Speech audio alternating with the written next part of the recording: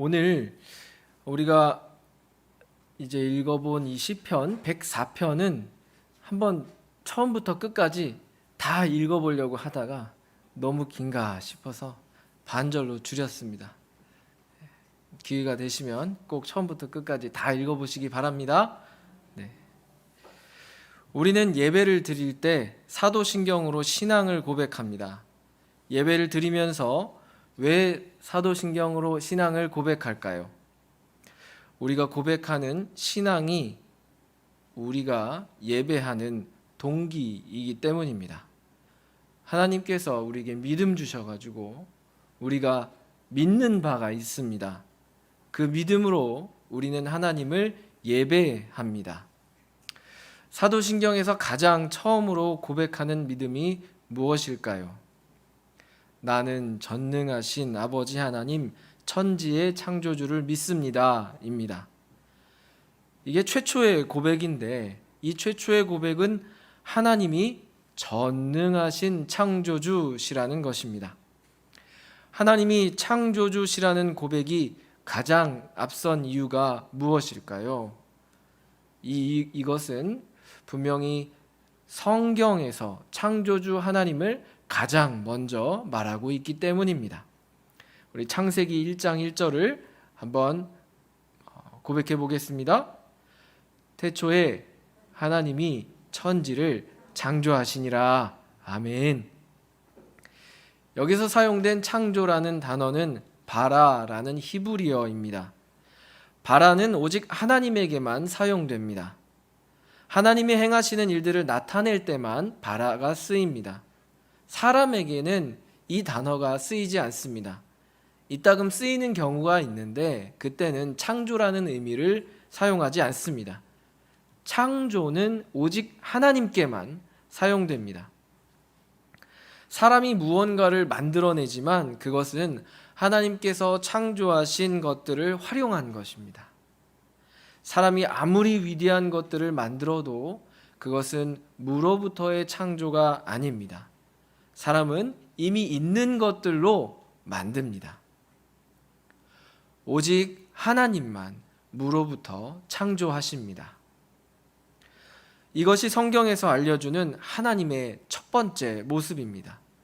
하나님만이 창조자이시다. 그러니 우리도 하나님만 창조자이시다라고 신앙을 고백합니다. 하나님만이 창조자시다. 이렇게 고백하는 믿음을 우리는 창조신앙이라고 부를 수 있습니다. 창조신앙은 매우 중요한 믿음입니다. 창조자와 피조물을 구별하는 믿음입니다. 사람들이 하나님에 관해 잘못된 믿음이나 생각을 갖게 되는 경우가 있습니다. 대부분의 경우는 창조신앙이 잘못되었기 때문입니다. 하나님이 창조주시라는 이 사실을 잊게 되면 우리는 피조물에게만 적용되는 범주를 하나님에게 적용합니다. 하나님을 우리와 같은 피조물로 여기는 것입니다. 하나님은 그저 우리와 조금 유사한 부분이 있지만 좀 더 거대하고 좀 더 능력이 많은 분이라고 이해를 하는 것입니다. 그 결과는 생각보다 참담하게 나타납니다. 하나님이 우리 삶에 더 깊은 믿음의 세계로 인도하시려고 도전을 주시는 때가 있습니다. 그때에 이렇게 하나님을 창조자와 피조물을 분별하지 못해내는 사람은 하나님의 음성에 귀를 기울일 수가 없습니다. 왜냐하면 하나님을 피조물처럼 여겼기 때문입니다. 하나님이 지금까지 행하신 일, 그리고 앞으로 행하실 수 있는 일들을 제한했기 때문입니다. 어떠한 상황 속에서도 우리 삶 전체를 하나님께 의탁할 수 있는 그런 믿음이 없기 때문입니다. 그리하여서 마침내 하나님을 예배하는 일에 실패하게 됩니다. 하나님을 떠난 많은 사람들을 생각해 보시기 바랍니다. 하나님은 할 수 없어. 하나님은 답이 아니야.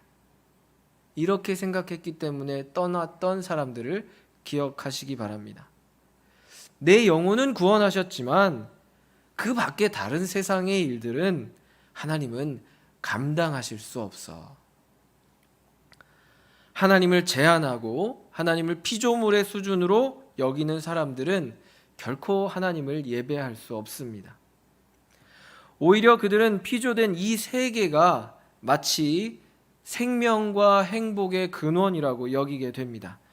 그렇게 이 세계에서 신을 찾고 자기 삶을 의탁합니다. 세상을 예배하는 우상 숭배를 하게 되는 것입니다. 하나님이 창조주라는 고백은 하나님과 우리 사이의 관계를 명확하게 하는 믿음입니다. 하나님을 예배하는 근본적인 믿음입니다. 태초에 하나님이 천지를 창조하셨습니다. 아멘. 하나님이 창조하신 이 세계에 특징이 있습니다. 첫 번째 특징은 질서입니다. 하나님은 혼돈과 공허를, 무질서를 질서로 만드셨습니다. 빛과 어둠을 나누셨습니다. 낮과 밤을 나누셨습니다. 하늘과 땅을 나누셨습니다. 땅과 바다를 나누셨습니다. 하나님은 온 우주를 그 목적에 맞게 조직을 하셨습니다. 과학이나 예술을 통해서 창조 세계의 질서의 아름다움을 표현하는 때가 있습니다. 설명을 하고 예술로 표현되는 이 세계의 질서가 있습니다. 우리는 그것을 보면서 이 세계의 아름다움을 발견하게 되고 경이롭다고 느끼게 됩니다. 바로 그 지점에서 우리는 이 세상을 질서 있게 운행하시는 분이 누구신지 기억해야 합니다. 이 세상이 질서 있게 운행되는 그 규칙과 그 방법이 과연 누구로부터 나오는지 우리는 떠올려야 합니다. 이 세상 질서를 창조하신 하나님이 계시다는 사실을 기억해야 합니다. 그리고 그분께 마땅히 경배해야 합니다. 두 번째 특징은 다양성입니다. 하나님은 공간을 나누신 다음에 다양한 생명들을 그 공간 안에 창조하셨습니다. 창세기 1장 21절과 창세기 1장 24절의 말씀을 한번 보겠습니다. 하나님이 큰 바다 짐승들과 물에서 번성하여 움직이는 모든 생물을 그 종류대로, 날개 있는 모든 새를 그 종류대로 창조하시니 하나님이 보시기에 좋았더라. 하나님이 이르시되 땅은 생물을 그 종류대로 내되 가축과 기는 것과 땅의 짐승을 종류대로 내라 하시니 그대로 되니라. 하나님께서 질서 있게 조직하신 온 우주에 풍성한 피조물들이 가득 들어 있습니다. 이 지구에 엄청나게 다양한 생명체가 살아가고 있는 것은 결코 우연이 아닙니다. 하나님은 온갖 다양한 생명이 이 땅에서 풍성하게 존재하기를 원하셨습니다. 하나님은 그 풍성한 생명을 기뻐하셨습니다. 창세기 1장 22절의 말씀을 같이 읽어보겠습니다. 하나님이 그들에게 복을 주시며 이르시되 생육하고 번성하여 여러 바닷물에 충만하라. 새들도 땅에 번성하라 하시니라. 아멘.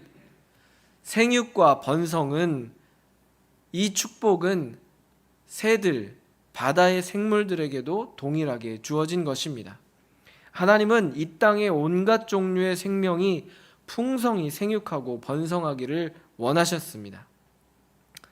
뿐만 아니라 이 지구 밖, 항성과 행성, 은하와 성단, 이 역시 위대한 피조물입니다. 고대 세계에서 해와 달과 별은 단순한 피조물이 아니었습니다. 숭배의 대상이었습니다. 이집트의 파라오는 태양의 아들이었다가 태양 자체가 되었습니다. 그래서 태양신으로 숭배되었습니다. 하지만 파라오 역시 피조물입니다. 아무리 위대한 피조물일지라도 결코 경배받을 수 없습니다. 오직 하나님만 경배받으실 수 있습니다. 이 창조 세계의 목적은 언제나 하나님과 그리스도의 영광에 있습니다. 히브리서 2장 10절의 말씀을 함께 읽어보겠습니다. 그러므로 만물이 그를 위하고 또한 그로 말미암음은 이가 많은 아들들을 이끌어 영광에 들어가게 하시는 일에 그들의 구원의 창시자를 고난을 통하여 온전하게 하심이 합당하도다. 우리 다음 구절 골로새서 1장 16절 말씀도 함께 읽어보겠습니다. 만물이 그에게서 창조되되 하늘과 땅에서 보이는 것들과 보이지 않는 것들과 혹은 왕권들이나 주권들이나 통치자들이나 권세들이나 만물이 다 그로 말미암고 그를 위하여 창조되었고. 아멘. 피조물은 하나님의 창조로 생겨난 결과물이며 만물을 유지하시는 하나님의 능력에 늘 의존하고 있습니다. 하나님이 창조하신 이 세계의 특징 세 번째는 선함입니다. 하나님은 질서 속에서 다양한 생명이 살아가는 모습을 보고 기뻐하셨습니다.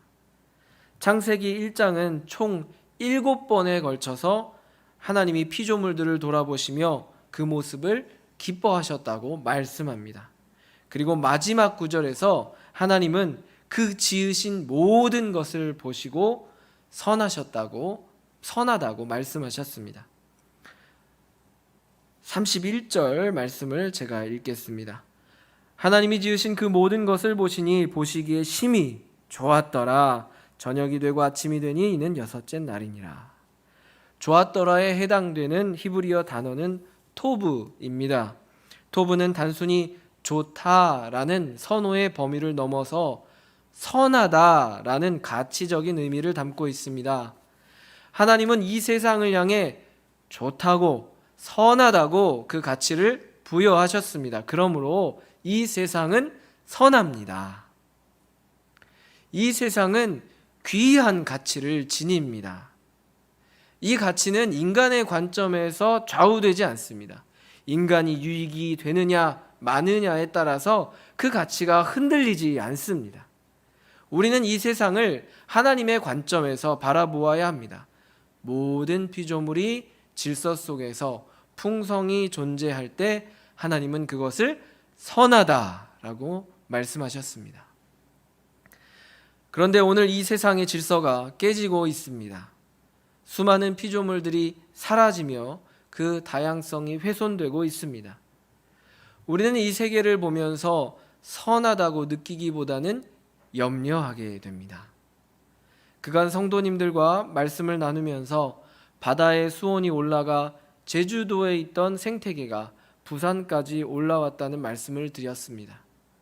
평균 기온이 상승하여서 구상나무 식생대가 높아져서 이 나무가 집단고사했다고 말씀을 드렸습니다.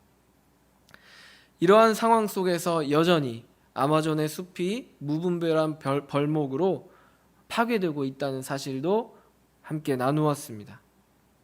근래에는 세계 4대 곡창지대가 망가졌다는 소식이 들려옵니다.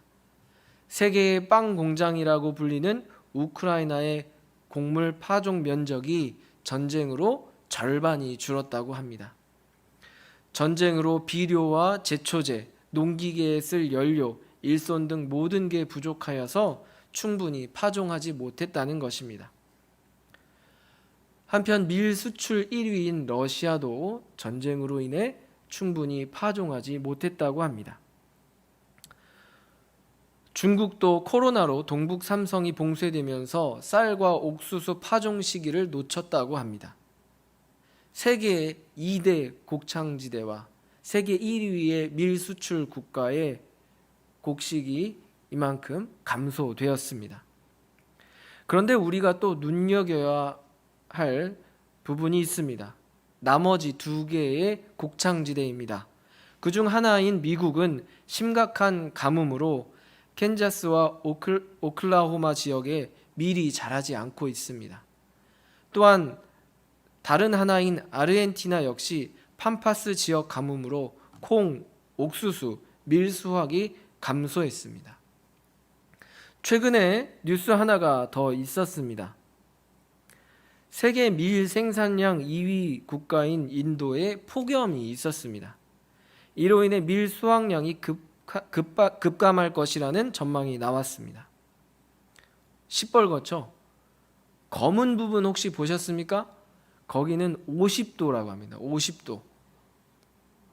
빨간 데는 40도, 검은 데는 50도. 미국과 아르헨티나 그리고 인도에서 발생한 가뭄과 폭염은 지구 온난화로 인한 재해입니다. 원래 지구는 적도로부터 극지방의 대기에 이르기까지 순환하면서 대기가 냉각됩니다. 그에 따라서 규칙적인 강수와 기온을 유지했습니다. 그런데 지구 온난화로 위도에 따른 온도 차이가 적어지면서 대기의 흐름이 원활하지 못하게 됐습니다. 특정 지역에 폭우가 내리고 특정 지역에 가뭄이 생기고 폭염이 오는 것은 모두 지구 온난화의 영향입니다. 질서가 흔들리고 있습니다. 질서가 흔들리자 다양한 생명들이 살 수 없게 됩니다. 환경 변화에 연약한 생명이 순식간에 사라집니다. 마라도 바다의 기온 상승으로 미역숲이 사라지고 그 미역숲의 생태계에 살던 멍게와 작은 물고기들이 모두 사라졌습니다. 질서가 흔들리고 다양한 생명들이 사라지는 이 세계는 우리 눈에 선하게 보이지 않습니다. 이 창조 세계는 질서 속에서 다양한 생명이 풍성하게 살아가며 하나님을 드러내고 또 그 모습을 우리가 보면서 하나님을 찬양하게 됩니다. 그러나 오늘날 이 세계는 우리로 하여금 염려하고 눈물을 흘리게 합니다. 이러한 상황 속에서 오늘 우리가 읽은 시편 104편의 말씀은 하나님께서 이 세상을 돌보신다고 말씀하십니다. 우리 말씀을 한번 찾아보실까요? 시편 104편입니다.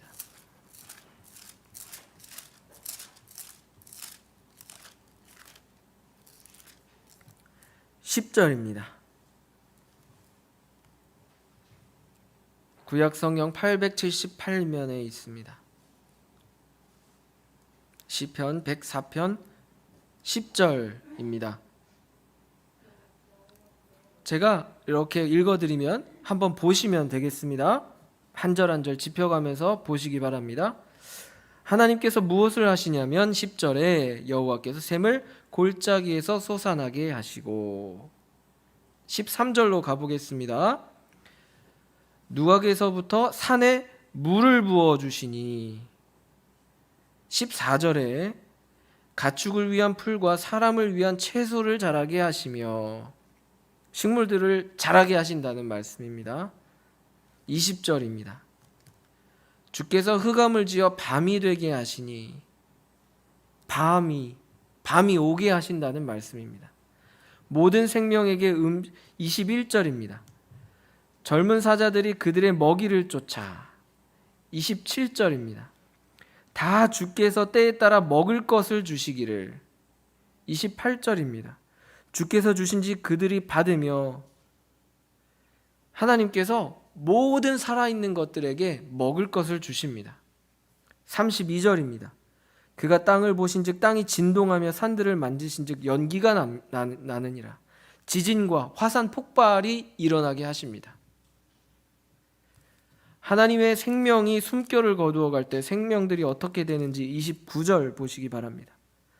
주께서 낯을 숨기신즉 그들이 떨고 주께서 그들의 호흡을 거두신즉 그들이 죽어 먼지로 돌아가나이다. 그리고 30절입니다. 주의 영을 보내어 그들을 창조하사 지면을 새롭게 하시나이다. 주께서 영을 보내셔서 또다시 창조를 하십니다. 하나님은 이렇게 이 세상을 만드신 후에 계속해서 이 세상을 돌보십니다. 땅에서는 생명이 자라납니다. 하늘에서는 비가 내립니다. 모든 생명들이 먹을 수 있는 먹거리들이 생성이 됩니다. 지진이 나고 화산이 폭발합니다. 이 모든 일들을 하나님께서 행하고 계십니다. 하나님은 이 세상 가운데 여전히 활동하고 계십니다. 또한 하나님은 인간의 삶을 위해서도 풍성한 자원을 공급하십니다. 그는 가축들이 먹을 풀과 사람들이 경작할 채소가 자라게 하십니다. 땅에 먹을 것이 나게 하셔서 사람의 마음을 기쁘게 하는 포도주와 사람의 얼굴을 윤택하게 하는 기름과 사람의 마음에 힘을 얻게 하는 양식을 주십니다. 하나님은 이처럼 이 세계에 속한 모든 피조물의 필요를 돌보십니다. 그런데 하나님이 사람을 제외한 피조물을 돌보시는 모습을 보면 그 모습은 인간의 유익과는 동떨어져 있습니다. 우리 성도님들 혹시 레바논의 백향목 하면 어떤 게 생각나십니까? 그쵸? 솔로몬, 성전 건축을 위한 귀한 재료, 이렇게 생각나시죠? 그렇죠? 그런데 우리 16절 말씀을 보겠습니다. 여호와의 나무에는 물이 흡족함이여 곧 그가 심으신 레바논의 백향목들이로다. 새들이 그 속에 깃들이며 학은 잣나무로 집을 삼는도다. 여기서 레바논의 백향목의 용도는 무엇입니까? 새들의 집입니다. 이 말씀에서는 사람을 위한 유익을 언급하지 않습니다. 나무들이 새들의 보금자리의 역할을 한다는 것입니다. 이런 점은 자연의 용도가 사람의 유익과 직접 연관되지 않는다는 것입니다. 심지어 부르짖어 먹이를 구하는 사자가 있습니다. 사자는 사람이 기르는 가축을 먹기도 하고 사람의 생명을 위협하기도 합니다. 그럼에도 하나님은 사자를 돌보십니다. 하나님의 돌보심은 사람에게 치우쳐져 있지 않고 매우 광대하며 이 세계의 모든 피조물이 그 자체로 선하다고 말씀하십니다. 심지어 가장 황량한 피조물의 움직임까지도 지진과 화산을 일으키십니다. 하나님은 이 모든 것이 선하다고 말씀하십니다. 이와 같이 하나님의 돌보심과 하나님의 활동을 목격하면서 우리는 어떻게 해야 할까요? 아까 기도를 들으면서 우리 교회가 방주와 같은 역할을 하기를 기도를 하셨습니다. 그 방주를 만든 사람은 누구지요? 노아지요. 네. 노아를 기억해 보시기 바랍니다. 노아가 감당한 일은 단지 하나님의 형벌을 이행하는 것에 그치지 않았습니다. 이 이야기에서 그가 했던 귀한 임무는 피조물의 생명을 보존하는 일이었습니다. 그리고 그는 하나님이 내리신 심판의 물속에서 그 일을 수행했습니다. 40일 주야로 폭우가 내리고 그 물이 빠지기까지 100일이 넘는 기간 동안 그 일을 감당한 것입니다. 대체 그 안에서 무슨 일이 일어났을까요? 집에서 혹시 애완 반려동물 기르시는 분 계십니까? 한 마리도 어렵습니다. 대체 이 많은 동물들을 어떻게 보존하였을까요? 말도 안 되는 환경 속에서 하나님의 창조하신 세계를 보존한 것입니다.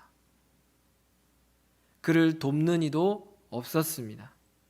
충분한 시간도 충분한 자원도 없었습니다. 제한된 환경과 상황 속에서 그는 이 세상에 있는 모든 생물의 다양성을 보존하는 일을 감당했습니다. 그리고 홍수를 통한 이 세상의 멸절이 끝난 뒤에 하나님이 노아와 그 안에 있던 모든 들짐승과 가축을 기억하셨습니다. 여기서 우리는 하나님이 베푸시는 관심과 돌봄의 손길이 인간뿐만 아니라 모든 생물에게 다 있다는 점을 기억해야 합니다. 우리 하나님은 모든 생물을 아십니다. 그리고 기억하십니다. 우리는 이 창조 세계를 향한 하나님의 돌보심과 이 노아의 돌봄에 동참해야 합니다. 나무를 심어 보심이 어떻습니까? 몽골은 산업혁명 이후 기온이 1.9도 상승하였습니다. 그 결과 1166개의 호수 그리고 887개의 강이 사라졌습니다. 수많은 피조물들의 삶의 터전이 사라졌습니다. 그래서 그 땅에 살던 많은 생명들이 죽거나 유리하게 되었습니다. 지금으로부터 22년 전에 기후위기 대응 NGO 환경단체인 푸른 아시아가 울란바토르에서 200km 떨어진 바양노르 지역에 나무를 심기 시작했습니다. 원래 이 땅은 이전에 호수가 많은 지역이었습니다.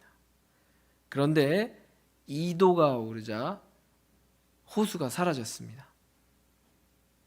꾸준히 심어간 나무가 30만 평이 되자 땅이 살아나면서 모래가 사라지고 고운 흙이 자리 잡았습니다. 다시 한번 생명이 살아가게 되었습니다. 우리가 어떠한 방법으로든 하나님의 돌보심에 동참하는 것은 매우 중요합니다. 이것은 하나님의 창조 사역에 동참하는 것이며 무질서를 질서로 돌려놓고 생명의 다양성을 확보하는 일입니다. 또 이 일은 창조 세계의 회복을 통해서 이 피조물들이 다시 한번 하나님을 드러내게 하는 것입니다. 하나님이 이 피조물 창조 세계를 통하여서 드러나시면 그거를 보는 자마다 하나님을 경배하게 됩니다. 하나님은 이 일을 선하다 하셨고 기뻐하셨습니다. 우리가 일생에 원하는 한 가지가 있다면 하나님의 기쁨 되는 것이지 않겠습니까? 우리 성도님들의 귀한 인생이 하나님의 기쁨 되시기를 축복합니다. 성도님들의 삶을 통해서 이 세계가 하나님을 경배하고 예배하길 축복합니다. 기도하겠습니다.